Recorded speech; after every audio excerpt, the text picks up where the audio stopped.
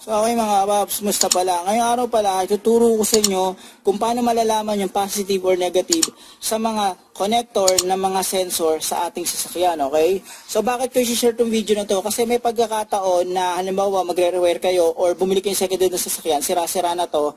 At least kahit paano, ito halimbawa sa purge valve, yung connector na to, malalaman nyo kung nasa yung positive or negative. May mga senaryo din kasi dati kaming ginagawang mga sensor na alam ba sa VVT solenoid, di ba dalawa yon? Minsan sira-sira na, hindi nila malaman kung nasa positive or negative. Etong tuturo ko, malalaman nyo na kung nasa positive or negative. Ngayon, ang gagamitin natin dito, dalawa. Siyempre, tester at saka ito. So, mas okay talaga tester pero papakita ko rin sa inyo yung ganito. So, simulan natin ito dito mga paps. So dito naman tayo sa tester. Isa sample dito ay purge valve. Pwede rin gamitin tong method nito sa mga 2-pin o 2-terminal na mga socket sa mga sensor. Okay, so halimbawa ito, may dalawang terminal. Halimbawa lang sira yan. Ngayon hindi nyo alam kung nasan yung positive or negative. Ang gagawin nyo lang ganito. I-on nyo muna yung sasakyan, on lang, switch on lang. Pakita ko sa inyo So ingat nga pala kayo dito mga paps, baka mag-short Ingat lagi So, halimbawa, ito yung dalawang connector, hindi nyo alam, set nyo sa 20 volts yan, na DC, gagawin nyo, lalagay nyo lang yung connector dyan, tapos ilalagay nyo sa kabilang side. Ingat dito mga papas baka mag-short Lagi kayo mag-iingat. Okay? So, kung napansin nyo, ang nakukuha ko, negative 12 volts. So, ibig sabihin yan mga paps, baligtad yung yung connector ko. So, paano magiging tama yan? Paano malalaman yung polarity? So, baligtarin nyo lang. So, ayan siya. So, makikita nyo, positive 12 volts na yan. So, ibig sabihin, ganyan yung tamang polarity ng wiring sa socket na to. Okay? So, ayan. So, titingnan nyo kung negative or positive. Yan, positive na yan Tingnan nyo, positive. So, ibig sabihin, tama na yung yung pinaka-polarity niyan. Ganyan yung tamang position ng polarity niyan, mga paps. Okay? So, basic na basic yan. Ngayon, halimbawa, gusto nyo maging safe para hindi ito mag-short. Meron pang isang paraan, mga paps. Etong black, yan, i-ground nyo to. I-ground nyo rito sa negative, sa battery yan. Naka-ground na yan.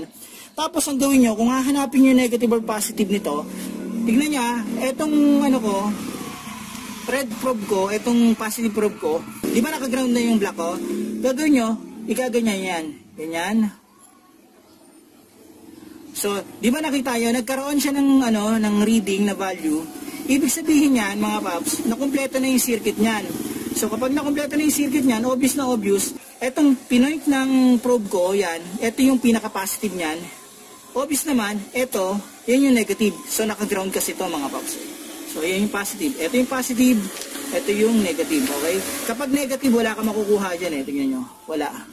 Yan lang, 0.06, wala yan. 0.06. So, yan. Tanyo? So, ito yung positive, ito yung negative. So, dito naman tayo mga paps. Ito yung sinasabi nilang mas madali daw na method sa pag-check ng positive or negative, ang test light. So, check natin Pinuto pa kasi test light ko Etong test light ko, naka-ground na yan. So, pag nilagay natin ito dito, makukumpleto yung circuit niya. Okay na. Pinuto pa kasi test light ko, yan Yan siya na mga paps Isin natin. So, nakita nyo may pula. Yan. Diba? So, ibig sabihin yan, automatic naka-ground daw. Etong dinikitan ng ng test light ko, yan yung positive. So, halimbawa, ito, alamin nyo kung nasan yung positive or negative. O nga pala, naka-on yung sasakyan pa rin ito, ignition on lang So, gagawin nyo para matrack nyo kung nasan yung positive or negative. Yan. So, hindi umilaw sa kabila. O, umilaw. So, obviously, na etong part na to, etong wire na to, nagkoconnect yan dyan, yan yung positive. Okay? All goods na mga paps. So okay mga paps, magbibigay pa ako ng sample sa inyo Ito madalas nangyayari din to Ito naging common issue to sa mga Gen 1 na Vios or sa Altis. Madalas kasi sira yung mga connector nila sa BBT solenoid. Ito, pakita ko sa inyo So halimbawa ito yung socket. Sira-sira na to. Paano nyo malalaman yung positive or negative? Siyempre basic na basic rin. Naka-on yan mga paps Ingat dito Yan. Gagawin nyo. Tingnan nyo yung tester ko So ayan, nakita nyo negative. Diba? Negative yan, nakikita nyo. Ibig sabihin yan, baligtad. So gagawin nyo, para malaman yung tamang polarity nyan, check nyo, to. Okay, ingat dito So ayan, positive na. So, obvious na obvious, yung wire na sinusundan nito, yun yung negative, tapos ito isa, positive. Okay? Ngayon, same lang din yan dito sa sa test light. Ito ako So, ito yung sa test light natin. Ngayon, hindi nyo alam kung nasa yung positive or negative dyan. Gagawin nyo lang, tututok nyo to.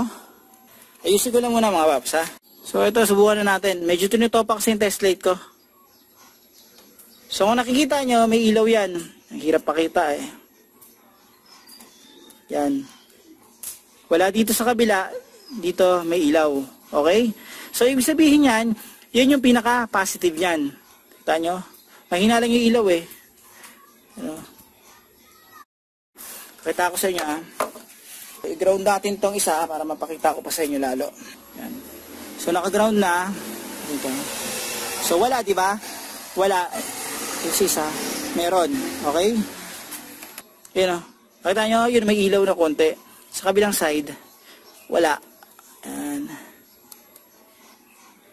So, etong side na to ang positive. Yan. Nga pala mga paps, huwag nyo kalimutan i-like at subscribe ang channel ko para magawa pa ako ng ganitong basic na video. Huwag nyo nang kalimutan i-hit ang notification bell para updated kayo sa video na ginagawa ko. Paano mga paps, maraming salamat sa inyo.